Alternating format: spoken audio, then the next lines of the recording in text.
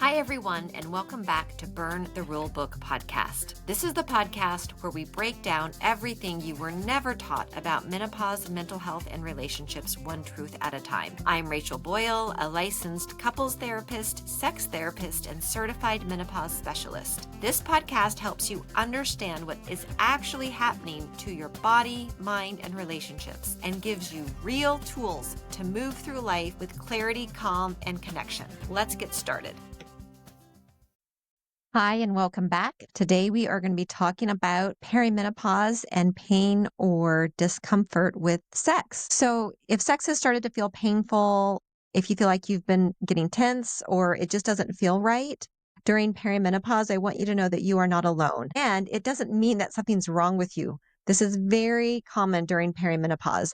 And today we're going to unpack why pain or discomfort shows up now and what's happening with your body and what's happening with your emotions and why it's not just an individual issue, it's also a relational issue. I'm going to tell you about some evidence-based treatments and exactly how to bring your partner into the healing process. So first off, we're going to start with the medical piece. So medical piece during perimenopause is the wildly fluctuating hormones.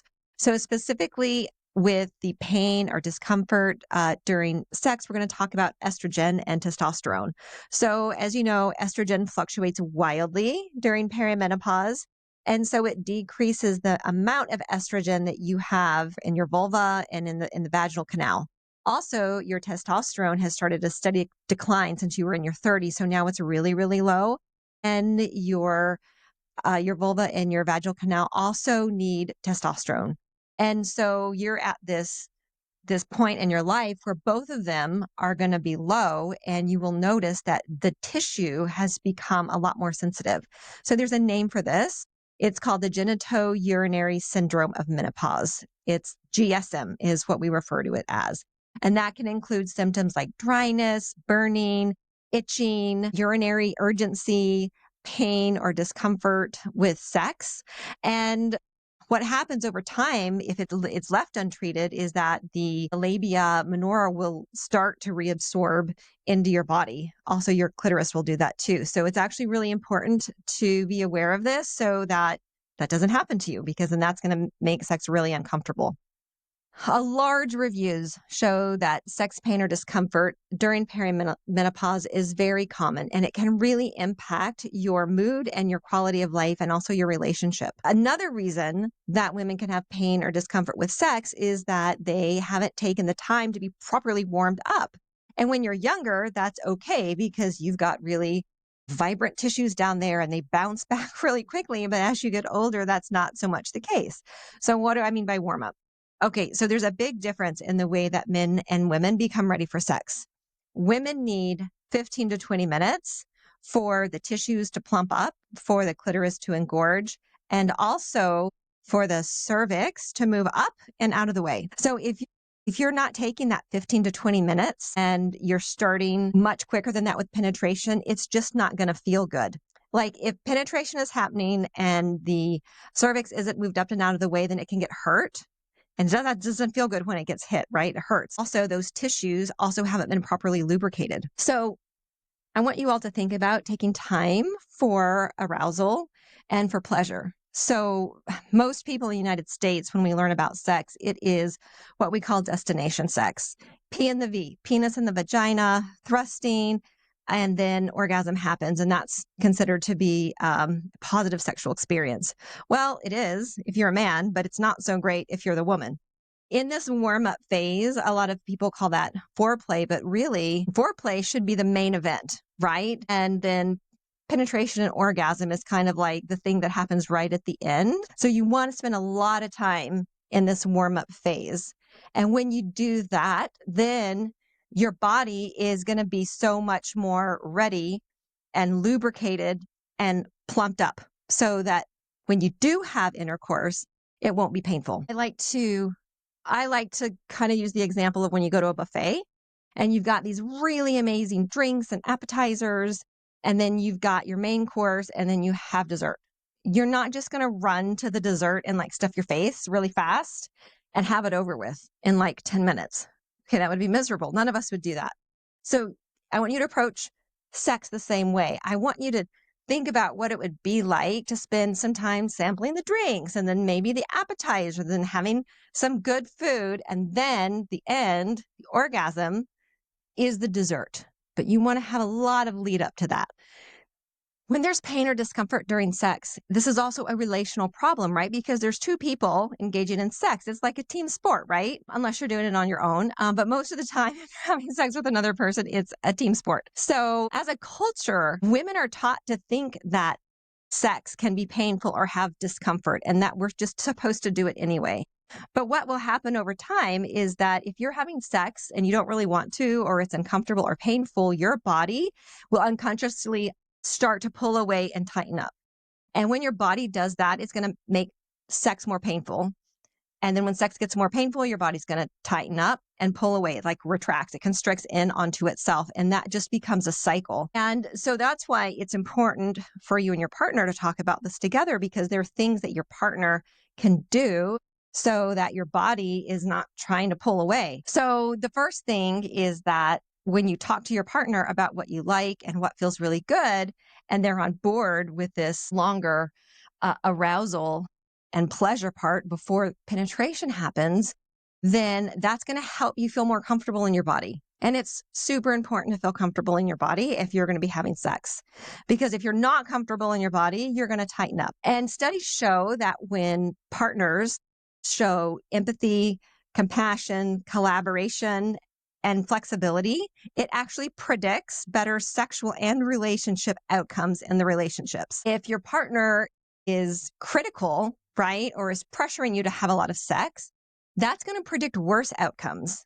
So the two of you together, the team approach is going to be really important, because what happens is whenever there starts to be discomfort or pain during sex, you start to shut down, right? You can't help it because it doesn't feel good. And this can start one of several losing strategies. The main losing strategy is that the couple goes into a pursue withdraw dance, meaning one couple pursues, the other person withdraws. So usually the person who wants more sex, they start pursuit, and the person who is feeling uncomfortable or pain, they start to withdraw. And so that becomes a whole dynamic. But then it can turn into feeling like attack and defense. And that's never good in a relationship, especially it's not good during sex, because that sex is a very vulnerable space, right? For two people to connect and to enjoy each other.